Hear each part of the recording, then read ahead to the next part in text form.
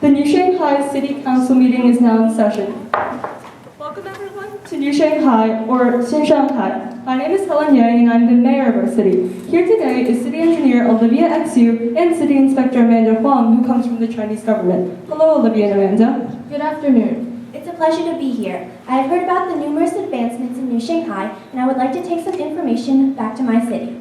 First, will you tell me a little bit about New Shanghai? New Shanghai, a scenic city that is mostly flat and located up by the Huangpu River, is located on China's eastern coast. As of 2150, our city is 100 years old and there are 20 million residents. I have brought a scale model of a portion of our city to show you what it looks like. Looking at the model, New Shanghai seems very green and has a great environment. Is this due to the infrastructure? Yes, New Shanghai uses renewable energy that comes from hydroelectricity and space-based solar power, which this plant receives. Also, all the buildings in the commercial area are certified by the LEED program, or Leadership in Energy and Environment Design, meaning that they are completely powered by reusable energy. Finally, we manage waste by converting it to energy as well. For centuries, New Shanghai has been infamous for its overpopulation. You currently have a staggering 20 million residents. This must have created the problem of traffic congestion. Yes, for years, traffic congestion dominated the roads and highways in New Shanghai, and buses and trains could barely move. Traffic also caused air pollution, as indicated by New Shanghai's once hazardous levels over 300 in the air quality index. How did you plan to solve this problem? We used the engineering design process. First, we defined the problem, and then our team of scientists and engineers researched information and brainstormed solutions. Finally, we designed a prototype and tested it. In the end, we created the Personalized Levitating Pod System, or the PLP system. Here to explain more is City Engineer Olivia Xu. POPs are for private use like cars, but they are slimmer and have storage units on the roof, which allows them to take up less space on the ground. PLPs are also made of overlapping clay nanosheets formed into an aerodynamic teardrop shape and are powered by an environmentally friendly rechargeable electric battery. I noticed that your transportation is called the PLP system. Yes, the PLP system combines singular transportation with mass transportation.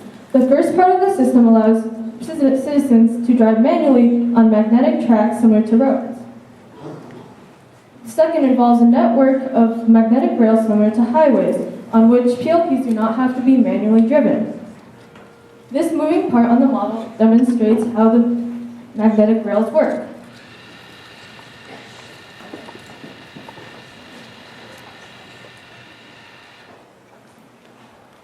First, PLPs drive up ramps to rail entry stations. Then PLPs are packed tightly together and rapidly propelled across the rail using pressurized air. Finally, segments on rails allow pods to exit onto tracks once again. How do the pods levitate, and what are the benefits of levitation? We use superconductors, which cause quantum locking. A 2mm layer of high-temperature ceramic cuprate superconductor installed under the pod is cooled with a liquid nitrogen tank. Once below 125 degrees Kelvin, the superconductor levitates the pod over the magnetic tracks and rails. This increases speed and maximizes efficiency. I see. So overall, the integration of mass transportation, singular transportation, and levitation help to solve congestion because citizens can have the freedom to direct their route while automatically being absorbed into mass transportation, which minimizes traffic and traveling time, quickens speed, and decreases pollution. By the way, what is the speed of PLPs? The speed of PLPs on tracks averages 200 miles per hour, and the speed on the rails is upward of 400 miles per hour. Were there safety issues in the development of the PLP system? Yes. The speed of the PLPs increased the chance of accidents, so we installed monopoles in the front and the back of each pod to repel other pods when they got too close. And for people who chose not to own a PLP or couldn't afford one, there are levitating buses and trains that use the same technology but are less expensive to use, and some roads can still accommodate cars. What type of engineers created the innovative PLP system?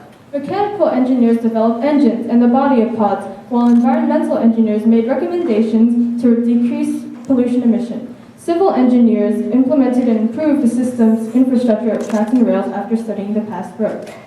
The PLP system must have revolutionized New Shanghai life. The Chinese government requires the use of the 6 principles of city management: health, communication, education, transportation, zoning, and safety.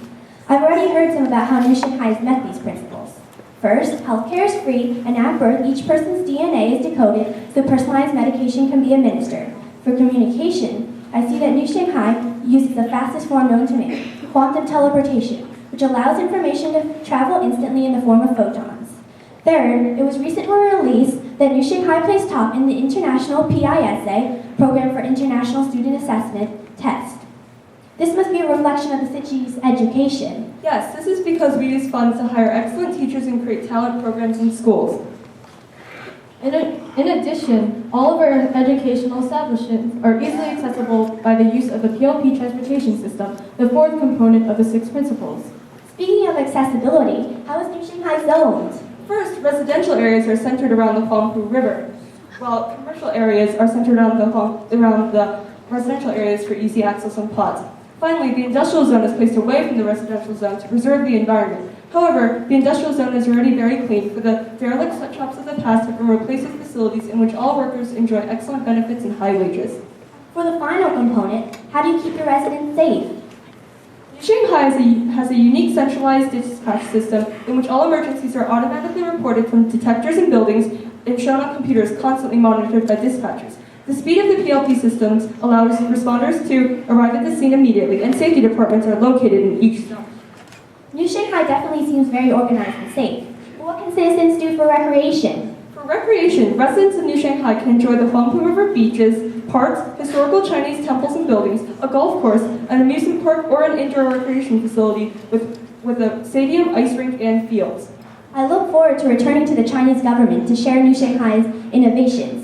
New Shanghai is certainly the epitome of a future city.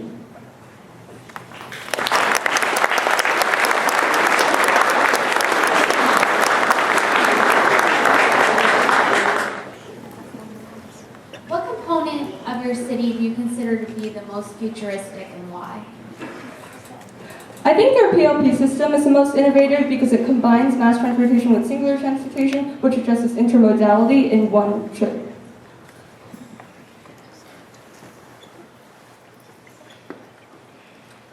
What were the steps you've taken to design your transportation system?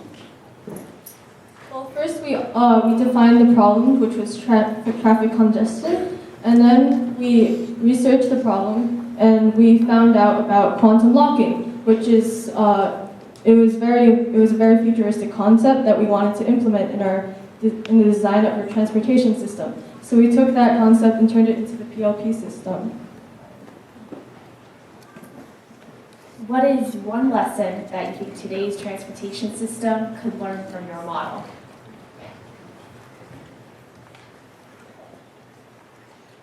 Well, I think that normally intermodality is not used very much in today's society, but we use mass transportation and singular transportation, so we can combine those to use intermodality. And that makes one trip much more efficient. All right. Good job, ladies.